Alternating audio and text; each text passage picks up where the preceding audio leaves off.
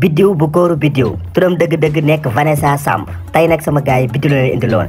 sama bébé bi nag daa nekk sa wet nga paas ma ko. xaaral ko ci xaaral. wuyul mama. Mama.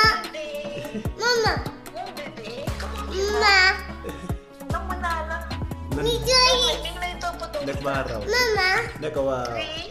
Iyan. Mama la raw. Joy. Nana. D'accord. D'accord. Maa ngi wax Luya. yaay leen bi. daal wax Biddew naka la def ba nekk actrice biir Leuz TV. Biddew nag mi ngi tudd Vanessa Samb turam dëgg-dëgg papaam moo nekk Joola yaayam nekk Kavarjen. Biddew nag 2017 la ko ñëpp gis ci Kooru Biddew mi ngi duggee nag à travers Leuz TV ci benn casting moom ak ñaari xaritam mu demoon defi casting foofu nag bi mu demee après 1 an ci lañ ko woowee ne ko yow yaa jël rôle Biddew bi bu mu dikkee boobu mi ngi nekk xale bu ndaw amutoon expérience ndax 19 ans la amoon jamono jooju mi ngi def terminal S.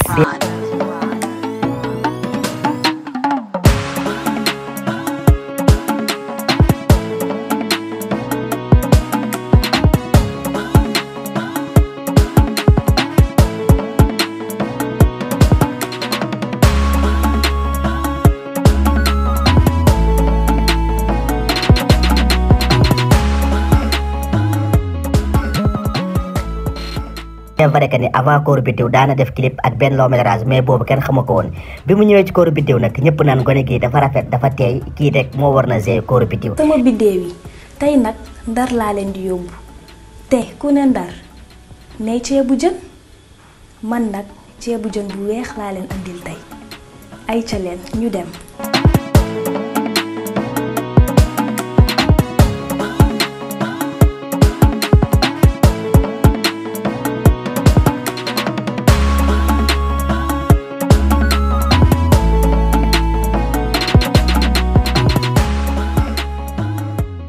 bi mu ñëwee nag mu tàmbali Sénégalais def ko seen biir xol yi bëgg ko boobu ba tey nag mi ngi joué tranquillement aisément sa koor ñu gis que nag bokk na ci artistes yi gën a raar maanaam artistes yi nga xam ne nii koor ba koor la ñuy génn.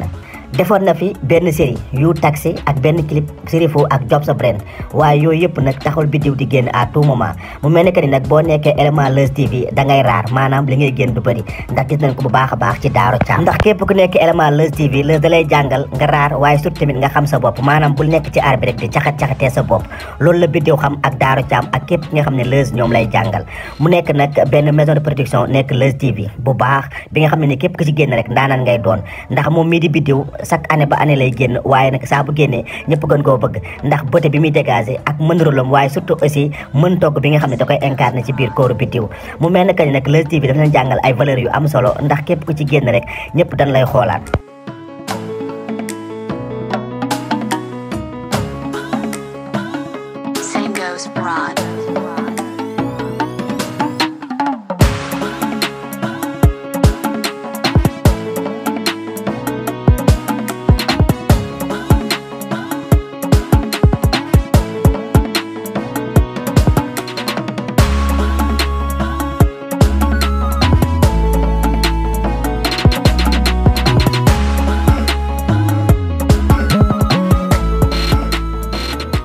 ndax bu leen fàtte ne Daaro ci Leuz TV la nekk te xam ngeen ne Daaro bokk na ci actrice yu dàq joué Sénégal waaye dañoo gis ci n'importe série loolu yëpp nag Leuz moo ko incarné ñuy wax bu baax a baax nag Biddew bëgg nañ koo gis ci maison production yu mag yi lu ci mel ne Even Prod ak Marodi mu bokk ci yenn téléfilm yu mag yi parce que Biddew mën na joué te yàgg naa joué sama gars yi tey Biddew la indiloon bu série Kooru Biddew mu nekk xale bu yaru xale bi nga xam dafa rek la lool macha allah. kon nag fii la ñuy yem ak yéen ñu leen di wax ni bu leen fàtte abonné te bës cloche de notification bi te ngeen wax ñu ci commentaire yi yéen artistes ak yéen star ngeen bëgg ñu indil leen seeni jaar-jaar kon nag fii la ñuy yem ak yéen ba beneen yoon ak Authentique Pro.